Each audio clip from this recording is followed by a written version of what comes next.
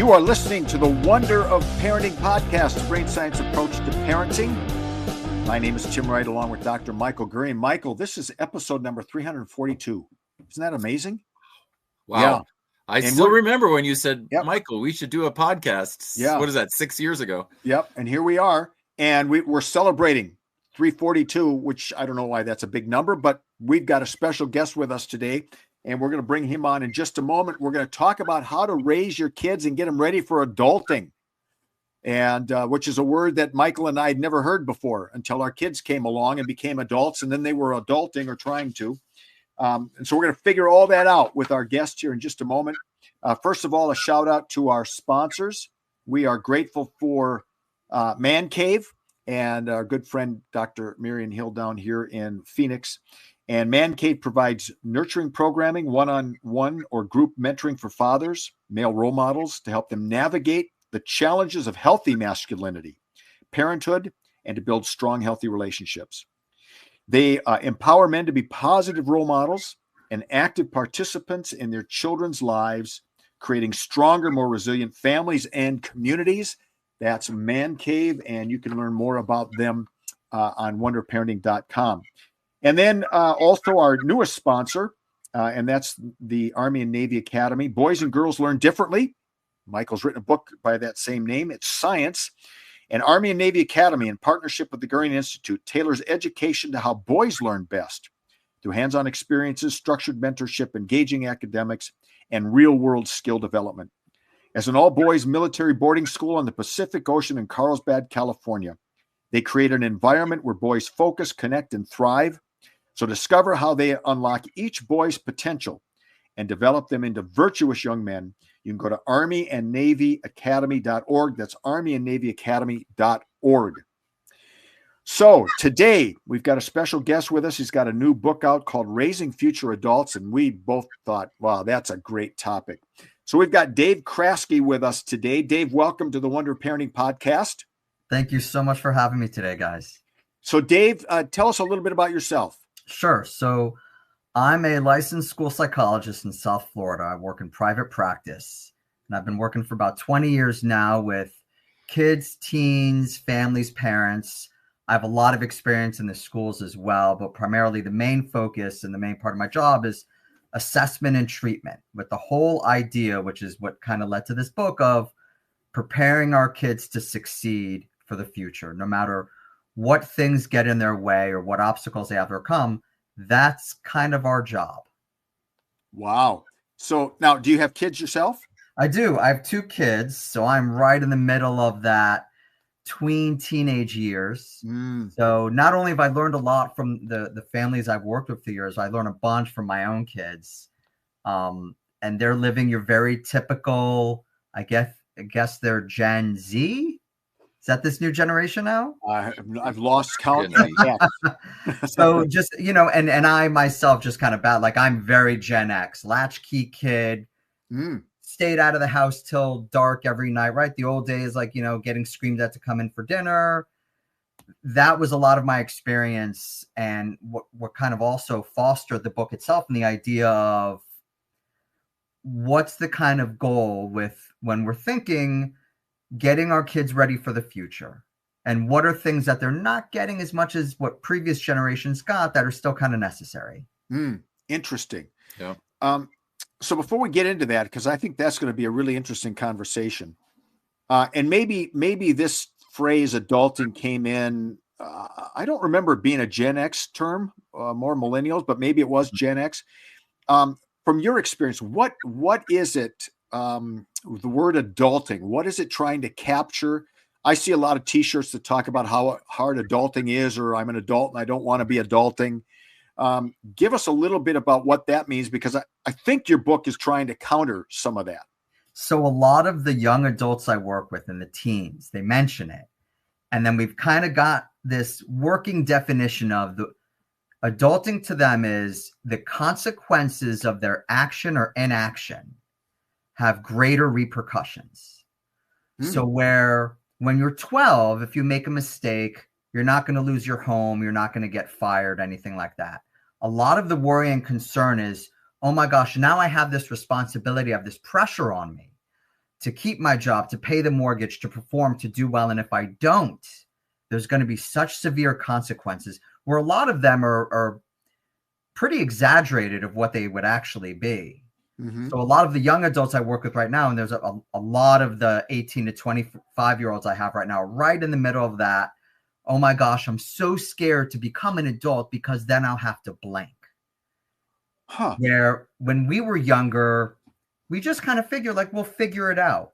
Like I have 3 right now that I work with that they're scared about just doing taxes. Right. And I'm like, most of us adults, like we just hire accountants. We're not filling out, 1098s on our own and all these other forms. Like, and nobody really teaches a lot of and then I ask them like, well, didn't your parents talk to you about this, or didn't you learn some of this? And a lot of their focus for this generation, at least down by me, what I'm finding is so much focus is just on grades, academia, after school activities. A lot is lost when it comes to just your kind of common sense, if you want to call it, adulting behaviors, so that they can be independent and functional. So is it sort of a matter of they don't feel like they're being prepared for adulthood? Is it a matter of thinking, man, I don't want to live with that kind of pressure, I like being a kid? Is it a combination of both? When I was a kid, I could hardly wait to be an adult. Right. Get my car, get out of the house, all that kind of stuff. It's funny. I follow a lot of Jonathan Haidt, the social psychologist, right? Anxious Generation. And it resonated with me because I see it firsthand with the kids I work with and teens I work with. And a lot of them use these new terms that they like, adulting, that they find on TikTok and other things. So a lot of them kind of say, in one way or another, I miss being a kid because from age 12 to 20 something, I wasn't really allowed to be anymore. There was not this free play and just hang out at the mall and drive around and go to the beach. So many of these kids have so much pressure on when it comes to the scheduled activities, sports, after school activities and organizations, the grades, the tutoring, the SAT, and the standardized tests, that they almost feel like they missed out. And then there's a little bit of that regret. And like, now I have to work 40 years and that's going to be miserable. And they have this preconceived notion of, well, being an adult or adulting is going to be terrible. And then I love to ask, like, well, what does that like practically mean? Like, you wake up in the morning, you're my age. After, obviously, you have to run to the bathroom because like your bladder's not the same when like you're in your 40s versus your 20s. But what do you think the day is? Yeah. And they don't have a very concrete grasp on what it looks like and what they can do, that they focus so much on what they're going to miss out of or what they're forced to do. Yeah. I would just say once you hit your 60s, you're probably in the bathroom more during the night than you are during the day. I don't know why that is. Yeah. Something happens and all of a sudden you wake up one morning and you say, I've been up 16 times to go to the bathroom and I didn't even drink anything. So, Michael, I know what he just said resonates with you a lot, right? What are some of the things that you heard that you want to tease out? Yeah, I mean, absolutely. Thanks for saying these things, Dave. It's all so true. At every level, even like kids not doing chores. Just minute things. The move or the wave that we've had the last 20 years or so, where the kids are like, they're not doing chores. We want them to have a childhood or whatever, and so we're doing everything.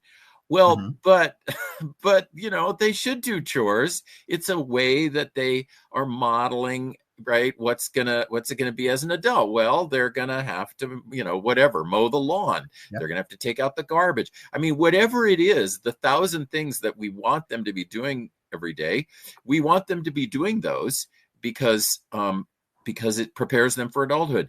And then your point about free play, switching gears, the free play thing is just so crucial.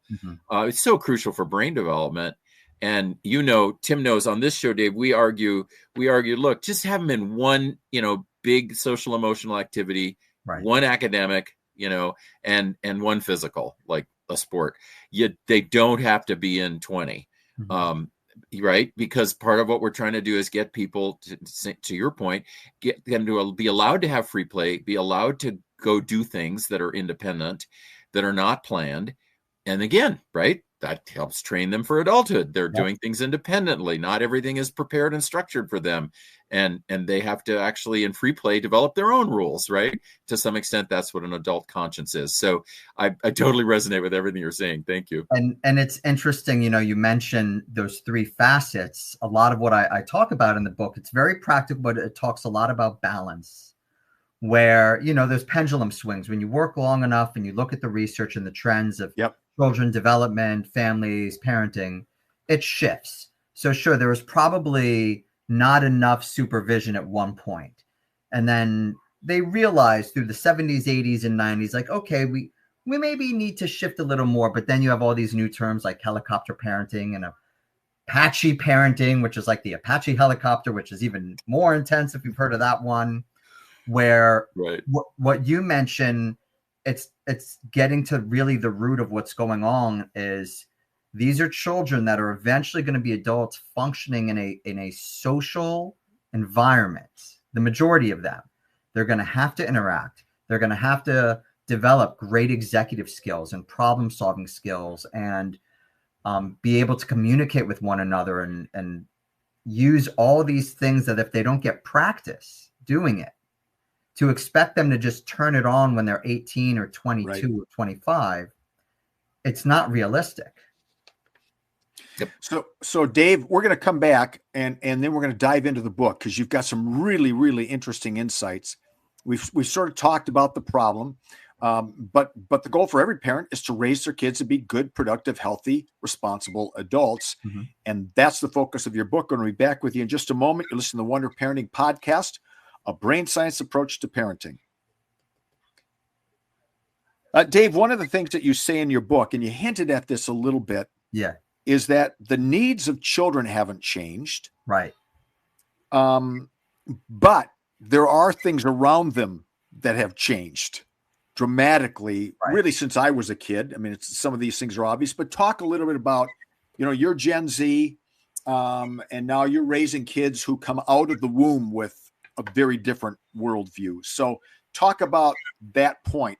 Needs of kids haven't changed, but the world has changed. So I always remind parents, your children's brains physiologically look the same as yours did, right? Yours did at that age. Same areas, and they need the same things. So what has changed, though, is the technology piece is one of the things that they keep pointing to over and over. And now that we have some studies, I think it's about the 20-year anniversary of a smartphone right around now. So they're starting to do some longitudinal studies now where they're looking at, all right, like unchecked technology use. How did that work out?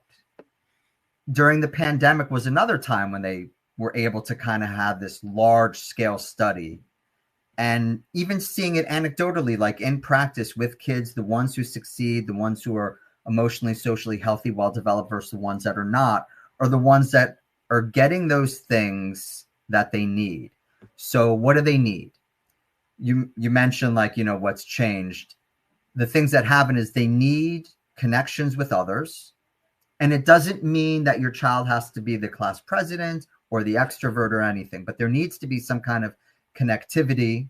There needs to be some kind of physical, and you mentioned this earlier, some kind of physical demand or task, running around, playing tag, swimming, whatever it is.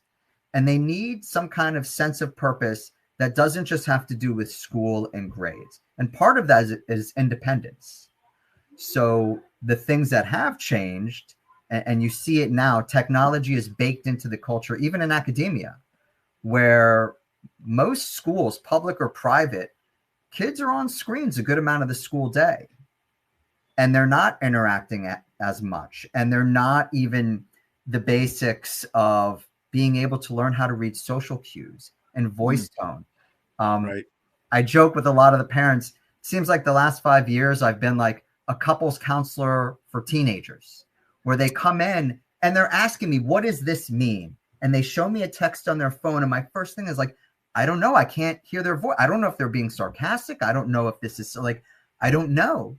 Like, well, what should I do? You should stop texting and call them. Or better yet, you should show up to their house and hang out in the driveway for a few hours and talk. and there might be yelling and crying and screaming and hugging, whatever. But those skills, like Dr. Michael was kind of saying, because they didn't get chances to practice those for years, and then when they're confronted with this scary endeavor of, oh my gosh, like there's a little discourse here, they don't know what to do. So Wow. a lot of those things early on, the letting them play and figure it out, the chores, which I love, because it forces children, first it gives them structure and responsibility, but it also kind of forces them to manage their time and their output, and to realize like, oh, like you have to work before you play, and you have to kind of earn things in society and culture. So David, Yep. we have, sorry, I should call you Dave. You're not in trouble. Sure. Thank you. Yeah. Michael and I have done several podcasts, as our listeners know, on social media. You know, certainly there are some real blessings to it, but there's some real challenges. And I think you've articulated something that's really helpful to hear. You've said it in kind of a different way, that a teenager is coming to you with a text asking you, what does this mean? Mm-hmm. That's a very, very interesting thought for a guy who's my age. And I realize that I can read texts, and because they're just words, you don't know, were they joking? Were they being serious? This whole thing of the social cues and communicating and understanding the emotions behind the words and the intent behind the words. Are you seeing with the work you're doing now with kids, is that becoming increasingly a challenge? That, and what that also then eventually ends up with, is increased anxiety. Yeah. Because now you have these kids, teenagers, that are confused, unsure. They're reading things, either over-interpreting or under-interpreting things, and it creates stress. And then what happens with stress, right? The emotional regulation system of your brain, things are firing that shouldn't be. It's hard to be rational and use critical thinking and traditional problem solving and communication. So then you get, you know, for lack of a better term, like this mess that they can't navigate. They don't know what to do. And then you have I kind of break it into two groups. You have your avoiders and your confronters. The avoider is just like, I'm just going to ignore it. I'm not going to talk to them ever again. The confronters, sometimes it gets too aggressive. And then that leads to a whole other area that becomes difficult. So quick story, just because I'm here in North Jersey, and I spent the day yesterday in New York City with my daughter and her best friend, you know, riding the subways, walking around. And there was a lot of teens and field trips and buses. And even just waiting for the subway, if you look around, about 80 to 90% of people are on a phone. Where I was just thinking, like, before we did this, sure, like people were maybe reading their newspaper. Right. And most people were just looking around and observing, right? Just looking at people's faces, looking at people's mannerisms and nonverbals, and kind of reading the room. Mm-hmm. Or I do wonder, like, because there's a lack of that option for children when the screen is put in front of them, or the technology piece is put in front of them, how much are they not developing in those years that when they're older, that part of their brain is really formed well? Yeah. Boy, that's yep. I'm going to have Michael comment on that, but we live close to Disneyland, so we're like a 6-hour drive.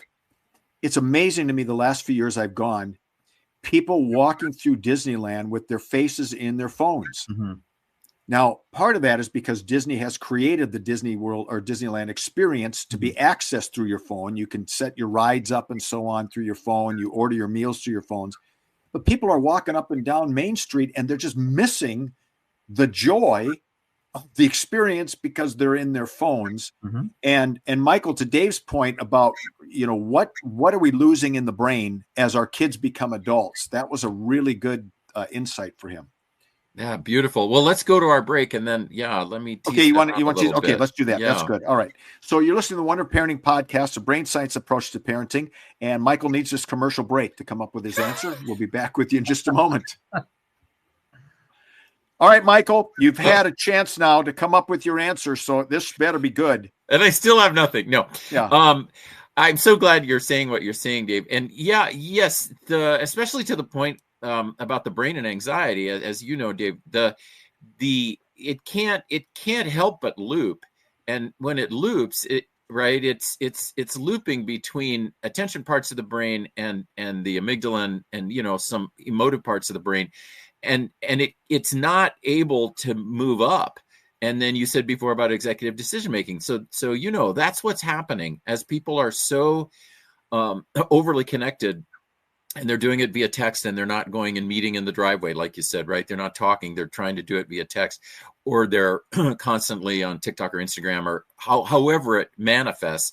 Or by the way, they're spending their 6-hour day on screens at school. Mm-hmm. All of that is the screen time that adds up to the brain that, as you said, started out the same way a brain started out, in infancy 1,000 years ago. It needs the same things. It started out the same way, but now it's being invaded, and it's being poisoned to some extent. And the way that's working is by creating these loops that can't move up to executive decision making. And at a certain point, it is logical that people are going to, as you said, avoid or aggress, right? And logical that a lot are going to avoid. And as they get more anxious, right?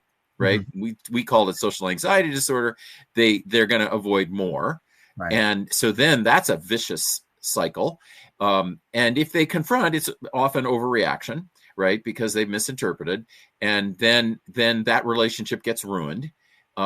Let's say, and it would have been a good relationship to have in their lives, but it gets ruined. And so the screen world, for anyone listening, right? Yeah, we've done a lot of programs on it, supporting what Dave's saying, because that world it has invaded brain development, and I think people have to look at it that way. And you said something, Dave, early before the first break. You said the word practice, and you're so right. Childhood is actually practice for adulthood. Yep. Right. Childhood is actually practice for adulthood. And even free play. You are practicing things like problem solving and all these other things that are practice for adulthood. It would be great if people could see it that way again. And then I think they would maybe protect their kids from screens and all of this, because they would realize, well, if childhood is practice for adulthood, I actually don't want my kid's adulthood to be 12 hours on a screen. Yeah, it's very good. And I love that idea. Practice for adulthood. You have another, again, the book is called Raising Future Adults, Dave Krasky, Krasky. Dave, and it's available on all the book platforms. Mm-hmm. Another thing that I found interesting in your book was shifting the mindset of parents from directors to teachers. Yes. From directors to teachers. Now, I hear director, and I'm thinking of a casting, the director of a movie. You're directing them through the play, and maybe that's what you had in mind. But talk about that, the difference between a director and a teacher. It's a great insight. I think this shift really comes with the idea that a director just does that, right? He directs, like, you do what I say. Okay. Like, I'm directing this task, whether you're managing an administrator or whatnot. When you're teaching, it also, what makes it easier is then you're not expecting perfection. So like Michael was saying before, the term practice, when parents come in and their child's dysregulated and having meltdown, whatever, and the parent wants to rescue or, oh, don't cry or make it okay. So, oh, no. Like, this is good. They're now getting to practice self-soothing or self-calming. Like, we're here to teach them. This is right. We're the teachers. That's our role. Whether it's teaching them how to ride a bike, but we can also teach them how to communicate what they need when necessary. We could teach them how to self-soothe and regulate their own emotions, because that's our job. It's not to make them feel better. It's to give them the tools that they could do it themselves, so that when they're on their own one day. And I always think of myself, like, when people ask what I do, like, technically I'm a preventionist, because the whole basis of this book, it's preventing. I don't want once I get a 25-year-old who's been in and out of rehab for 8 years, we're not preventing anymore. We're reacting. And now it's a little more difficult. We're dealing with all these other factors. But if you bring me the 5-year-old, if I get to work with the 10-year-old, the new parents, all of these skills can prevent so many things later in life that most parents don't think of. They don't think of like, oh, just giving him the iPad whenever he's upset, that, you know, what can that do in the future? Like, it's not going to lead to like anything catastrophic. You know, he'll be fine. Right. Where that's when I usually kind of, you know, pause them and gently kind of remind them like, well, if you really think of it that way, take away the screen and anything else unhealthy, which would be like, well, it's just a couple cigarettes a day. You know, he's Yeah. fine. He'll grow out of it. Yeah. Or, you know, a little bit of heroin, like whatever. And that they have the same reaction, like, oh, well, no, I wouldn't do that. I'm like, this is health.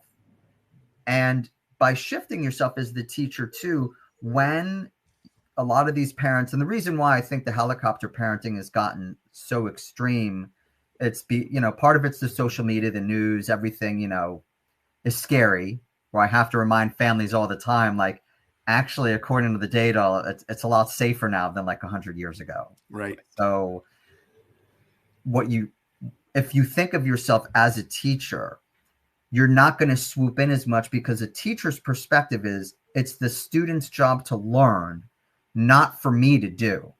That's what a good teacher does. And if they don't get it the first time, that's okay. I just need to reteach it. Teachers don't look at themselves as failures if all the kids, you know, not everybody learns algebra. They'll say, you know what, we just need some more practice in algebra. We'll do a couple more lessons, then we'll take another quiz. So what's fascinating to me is a director, as you've described it, doesn't really seem to take into account the individual gifts and strengths and personality and nature of the child. It's just sort of a cookie cutter approach to life, where, Michael, you've been so good in your book, Nurture the Nature and so on, and saying we need to understand the nature of our kids. And that's why teachers are going to be far better than directors. Yeah, just adding that language, Dave, you said it so beautifully. I love that. I mean, I think you're absolutely right. That's I think for me as a parent, that's what I was really more. I was more a teacher, and it allowed all the things you're talking about. And just one other thing I would add to it is that as a teacher too, I think, tell me if you agree or disagree with it. As a teacher, my method in parenting I didn't think it was my job to make my kids feel better. You know, it was more my job to help direct their feelings. And so I had to listen to them and understand what they were feeling, no doubt. And I'm a therapist, and so I can do that.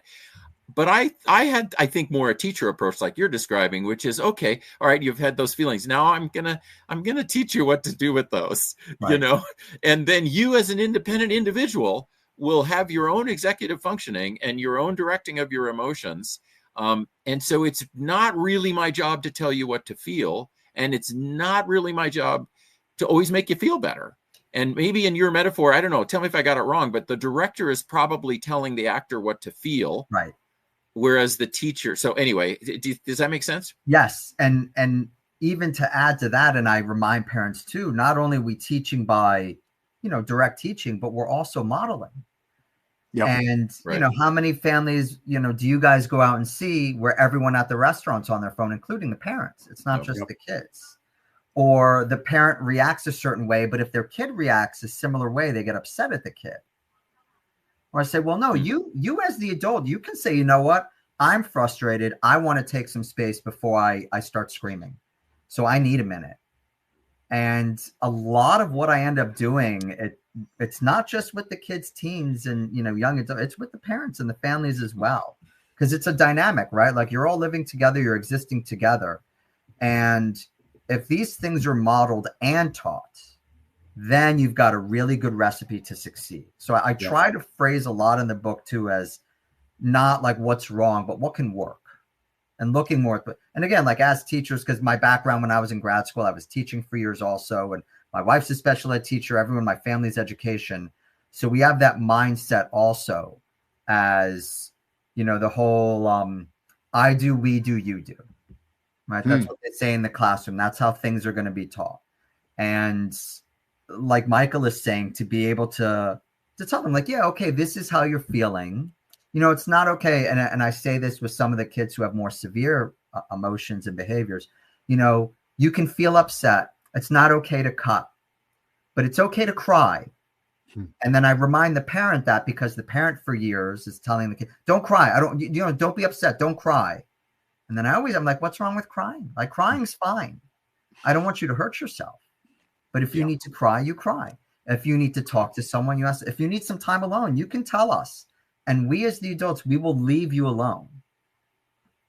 And all of that, of course, is in the service of helping our kids grow up to be responsible, healthy adults. That's it. And so tell us again the name of the book. So it's called, I even brought a little copy. It's called Raising Future Adults. And where can people find it? You could find it on Amazon. You could find it on barnesandnoble.com. It's on Goodreads and other online retailers. It's very easy to read. I made it specifically without all the jargon that we're used to hearing all the time from a lot of professionals, which I think they're great and they're knowledgeable, but they forget sometimes not everybody read all these books and, went to these higher level schools where this is practical. Like, this is the real world. And especially like our society where, you have both parents are working in most homes. Yep. So this is what it looks like practically. The majority of kids are in school a good amount of the day. And the ones that are pretty bright are told to take the advanced classes and go to college. So it's really for those families and those real life parents in situations where they can read through the book, look at different topics, because it's broken into over 50 different topics on different fields, and a couple of easy things to do for each one to start small. Because even us as parents, it could be overwhelming. Where do you start? What should I prioritize? So that was part of the book too, because if the goal is always in the back of your head of, well, what do I have to make sure they could do on their own when they're on their own? Yes. It always makes it a little bit easier. And then you won't get as dysregulated yourself thinking, okay, you know what? I know this is the right thing because this will help them survive in the world. So every parent wants to raise their kids to be healthy adults. And so every parent's going to want to get Dave's book, Raising Healthy Adults, Dave Krasky, available on Amazon. Dave, thank you so much for your time today. Appreciate it. Good stuff. Thank you so much, guys. Thank you, Dave. Thanks everyone for listening. Awesome. Go to Facebook, look up Wonder Parenting. Join us there, wonderparenting.com. We'll be back with you next time. I'm Tim Wright, along with Dr. Michael Durian.